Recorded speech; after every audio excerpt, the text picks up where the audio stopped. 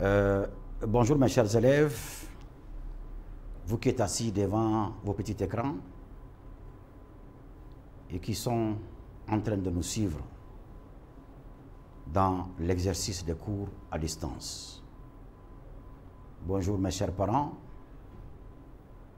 vous qui aidez aussi les enfants à suivre ces cours à distance. Et bonjour chers téléspectateurs. Aujourd'hui, nous allons continuer toujours avec le faire. La leçon a été déjà exécutée. Et je crois bien que les enfants ont bien appris la leçon. Donc, nous allons passer à une évaluation de cette leçon-là, en posant des questions et en faisant un exercice. D'entrée en jeu, nous allons commencer d'abord par l'évaluation, par les objectifs. Au cours de cette évaluation que nous allons faire ensemble, mes chers élèves, vous devez être capable de citer les principaux minerais de fer, être capable de citer les propriétés physiques du fer, décrire une expérience montrant la réduction de la vapeur d'eau par le fer en précisant les principaux éléments qui interviennent à chaque étape, faire le chemin du dispositif, écrire l'équation bilan de la réaction et résoudre un problème que nous allons donner en appliquant les règles de la résolution d'un problème de chimie. Nous passons aux questions de cours. Je pense bien que nous avons bien appris la leçon, nous avons bien compris la leçon sur le fer et les questions qui nous seront posées peuvent être répondues par vous, mes chers élèves. La première question qu'on vous pose, c'est de citer les principaux minéraux de fer. La deuxième question, c'est de citer les propriétés physiques du fer. Et la troisième question, c'est de parler de la réduction de la vapeur d'eau par le fer en faisant d'abord la description de l'expérience, en s'appuyant sur le schéma du dispositif et en écrivant l'équation bilan de la réaction. En exercice d'évaluation, on dit on réduit entièrement 27 grammes de vapeur d'eau par le fer. On vous demande d'écrire l'équation de la réaction. On vous demande de calculer la masse d'oxyde magnétique formée et on vous demande de calculer le volume du dihydrogène dégagé. On a donné ici les masses atomiques des différents éléments qui composent l'exercice. Le fer qui a une masse atomique de 56 grammes par mol, l'hydrogène qui a une masse atomique de 1 gramme par mol, l'oxygène qui a une masse atomique de 16 grammes par mol, et le volume molaire qui est de 22,4 litres par mol. Ce volume molaire qui est le volume de tous les gaz pris dans les conditions normales de pression et de température. Nous allons d'abord passer aux réponses des questions de cours. La première question qui nous a été posée, c'est de citer les minéraux les plus importants du fer. Lorsque nous avons parcouru la leçon, si nous avons bien appris cette leçon-là, nous pouvons répondre à cette question. Et la réponse que nous allons donner, c'est quoi? C'est qu'il y a trois principaux minéraux de fer. Et le premier minéral qu'on va trouver, ou bien les premiers minéraux qu'on peut trouver, ce sont les oxydes de fer 3, qu'on appelle Fe3O4. Les oxydes magnétiques Fe3O4, les carbonates de fer FeCO3. La seconde question qu'on nous a posée, c'est les propriétés physiques du fer. Là aussi, lorsque nous avons bien appris notre leçon, mes chers élèves, et que nous avons bien parcouru cette leçon-là, cette question aussi peut être répondue de façon très simple. Les propriétés physiques du fer sont, nous commençons d'abord par la masse volumique. Et cette masse volumique-là, elle est de 7,86 10 puissance 3 kg par mètre cube. Après, nous arrivons à la température de fusion. À quelle température le fer peut fondre? À quelle température le fer peut se transformer en liquide? Et nous avons dit que le fer peut se transformer en liquide à une température qui est égale à 1535 degrés Celsius. Mais nous sommes convenus à dire encore que quand en regardant le fer, en essayant de travailler avec le fer, nous constatons que le fer est un métal qui est bon conducteur de la chaleur et de l'électricité. Ça veut dire que lorsque nous utilisons le fer, on peut faire passer rapidement de la chaleur à partir du fer et l'électricité aussi passe rapidement par le fer. Voilà en gros ces deux premières questions auxquelles nous avons répondu. Les minéraux les plus importants du fer et les propriétés physiques du fer. La deuxième question, toujours concernant les questions de cours. Nous avons dit la réduction de la vapeur d'eau par le fer. Première question posée, c'est de décrire l'expérience. Alors cette description de l'expérience passe par deux voies, par deux phases, ou bien par deux étapes. Pour réaliser toujours une expérience, qu'est-ce qu'il faut? Il faut d'abord utiliser les matériels qui concourent à la réalisation de l'expérience. Et c'est pourquoi nous avons mis ici les matériels qui sont nécessaires à la réalisation de l'expérience. Alors on a dit pour réaliser cette expérience-là, quelques matériels sont nécessaires. Il s'agit d'avoir un ballon, avoir un foyer à gaz, avoir un four électrique, avoir un tube à dégagement, une cuve à eau, une éprouvette, de l'eau et du fer. Voilà les éléments indispensables à la réalisation de cette expérience-là. Nos éléments indispensables à la réalisation de l'expérience étant en notre possession, étant avec nous, nous pouvons alors réaliser l'expérience. Pour la réalisation de l'expérience, qu'est-ce qu'on va faire? On va toujours utiliser les mêmes matériels que nous avons dit pour monter notre dispositif. Alors, en montant, lorsque le dispositif est déjà monté, bien monté, qu'est-ce que nous allons faire? Nous allons chauffer l'eau qui est contenue dans le ballon. Et à l'aide du tube à dégagement, le gaz, la vapeur d'eau qui va se dégager sera conduite à partir du tube à dégagement qui va arriver dans le fer, qui se trouve contenu dans un four électrique et qui est porté aussi au rouge. Le constat, qu'est-ce que nous allons constater? On va constater un dégagement de gaz. Un gaz qui va se dégager après l'action de la vapeur d'eau chaude sur le fer qui aussi est chauffé et qui est contenu dans le four électrique. Un gaz va se dégager. Et ce gaz qui va se dégager va se retrouver dans une éprouvette qui se trouve renversée sur une cuve à eau. Ce gaz-là, pour pouvoir déterminer de quel gaz il s'agit, est-ce qu'il s'agit de l'oxygène, est-ce qu'il s'agit de l'azote ou de l'hydrogène, qu'est-ce que nous devons faire? Il s'agit tout simplement de prendre un brin d'allumette, de l'allumer et d'approcher à l'ouverture de l'éprouvette le brin d'allumette. Nous allons constater qu'une grande détonation va se produire. Un grand bruit va se produire. Et ce grand bruit qui va se produire nous montre réellement que le gaz qui s'est dégagé est simplement de l'hydrogène. Au même moment où le gaz hydrogène va se dégager, au niveau de l'éprouvette, pendant ce même moment, il y aura formation de l'oxyde magnétique de fer, qui est le Fe3O4. Ce que nous avons dit tout de suite dans la description de l'expérience, on nous a demandé de faire le schéma du dispositif. Et nous allons, à partir du schéma, montrer aussi ce que nous avons expliqué tout de suite, de façon littéraire. On va le montrer de façon physique à travers le chemin qui est là. Tout ce dont on a parlé, le matériel, le ballon, voilà le ballon. Voilà le tube à dégagement ici. Voilà le four électrique. Le tube à dégagement relie le four électrique au ballon.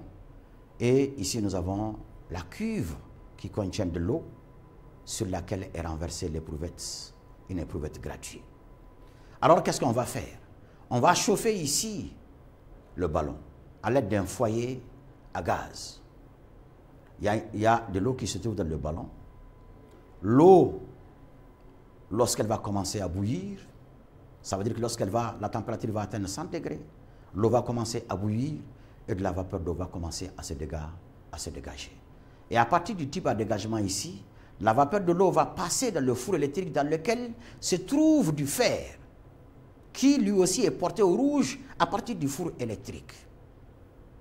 Alors, la vapeur d'eau mélangée au fer va provoquer le dégagement de gaz et la formation de l'oxyde magnétique. Et c'est pourquoi nous avons dit ici, le gaz va se dégager à travers le tube pour venir jusqu'au niveau de l'éprouvette. Et c'est pourquoi quand vous regardez en haut ici, vous avez un espace vide. L'espace vide signifie tout simplement que c'est de l'hydrogène qui est en train de se dégager par là. Et nous avons déjà dit que pour prouver que c'est de l'hydrogène, il faut tout simplement faire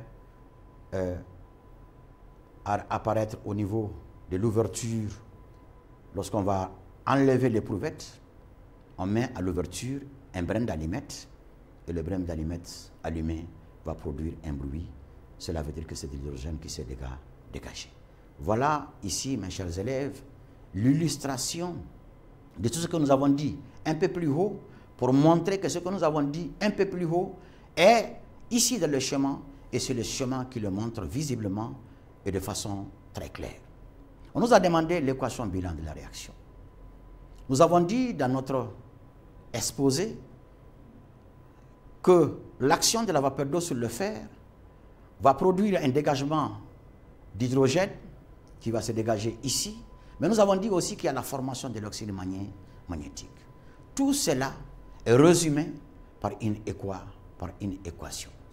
Ici, nous avons du fer qu'on va additionner à la vapeur d'eau et nous allons voir la formation de l'oxyde magnétique de fer ici, le Fe3O4 et le dégagement d'hydrogène.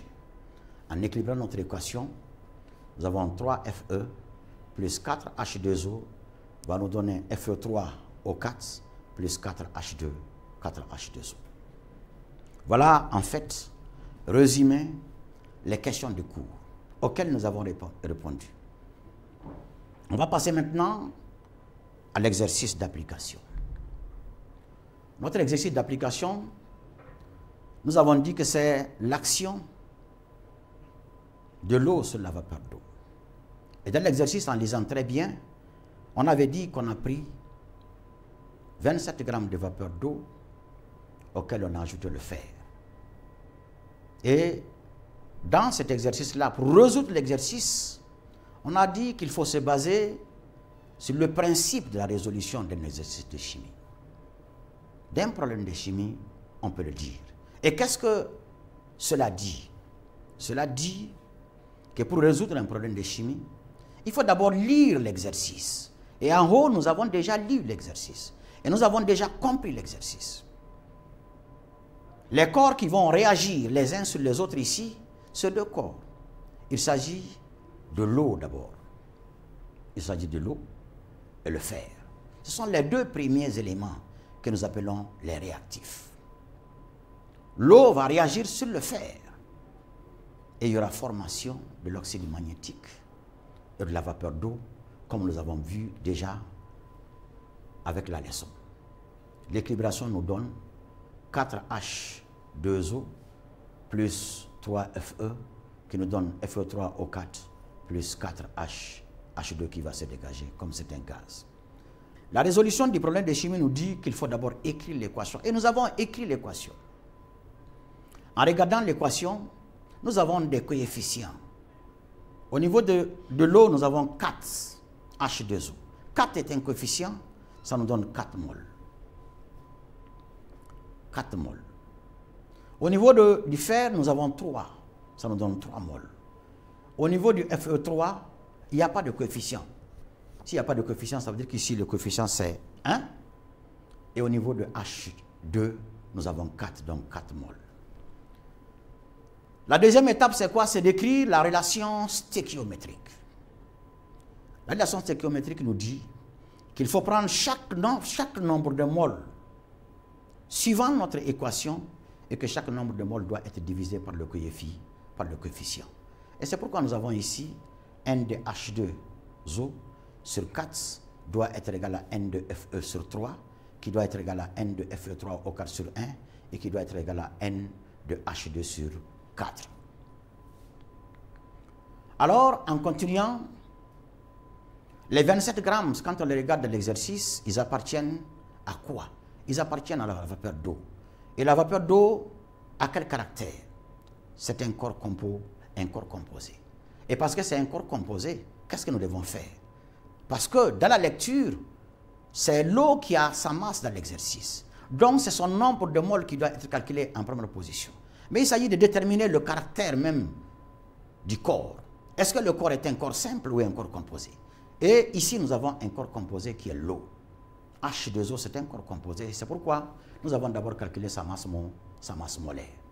Et le calcul de la masse molaire nous donne 18 grammes. Et cela nous permet en ce moment de calculer le nombre de moles de la vapeur d'eau.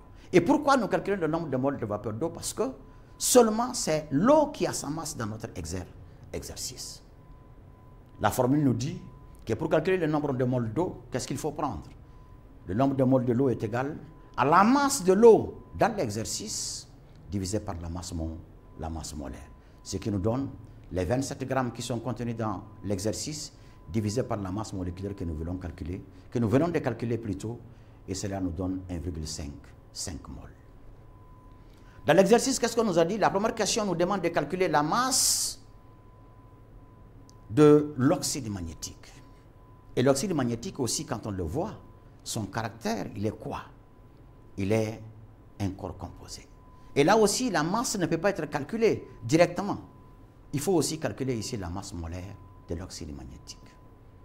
Et ce calcul nous donne 232 grammes par mol. Cela nous amène en ce moment à calculer le nombre de moles de l'oxyde magnétique en appliquant la formule. Quelle formule nous allons appliquer? Dans notre exercice, le premier nombre que moles que nous avons calculé, c'est quoi? C'est le nombre de moles de l'eau. En ce moment, nous créons une relation de proportionnalité entre le nombre de moles de l'eau sur le coefficient et le nombre de moles de l'oxyde magnétique sur le coefficient. Nous regardons, les coefficients ne sont pas les mêmes. Cela veut dire que les nombres de moles ne sont pas les mêmes. Cela nous oblige à calculer en ce moment en disant que le nombre de moles de l'oxyde magnétique est égal tout simplement au nombre de moles de l'eau multiplié par 1 divisé par 4. Et cela nous donne 1,5 multiplié par 1 sur 4 qui est égal à 0,375 moles. Donc, le nombre de moles de l'oxyde magnétique, c'est 0,375. Et parce que nous avons le nombre de moles et nous avons la masse molaire que nous avons calculée plus haut, on peut calculer en ce moment la masse de l'oxyde magnétique.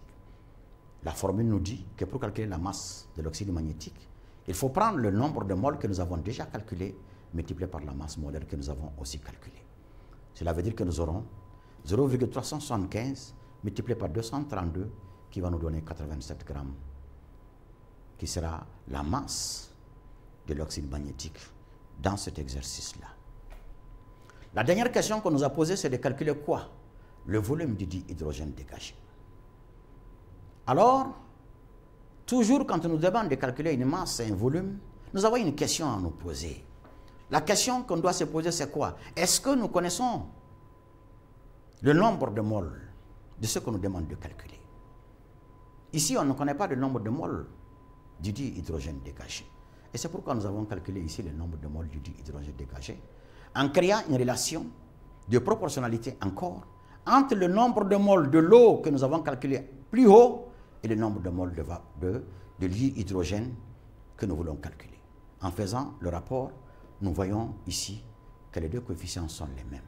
N de H2O sur 4 égale à N de H2 sur 4. Et nous avons dit en chimie que lorsque les coefficients sont les mêmes, les nombres de moles aussi sont les mêmes. C'est pourquoi nous avons dit ici que N de H2 que nous voulons chercher est égal à N de H2O que nous avons déjà calculé plus haut, donc qui est égal à 1,5 mol. Le calcul du volume nous dit que pour calculer le volume, la formule nous dit qu'il faut prendre le nombre de moles du gaz multiplié par le volume molaire de tous les gaz pris dans les conditions normales de pression et de température. Donc nous aurons 1,5 mol multiplié par 22,4 litres, qui est égal à 33,6 litres. Mes chers élèves, mes chers parents, voilà ce que nous avons pu concocter pour vous sur la leçon sur le fer. Et nous pensons que vous avez suivi de façon attentive ce que nous avons présenté. Nous vous remercions très sincèrement et nous pensons que nous sommes ensemble pour le reste des leçons parce qu'il y a beaucoup de leçons que nous allons aussi dispenser. Merci bien, chers téléspectateurs.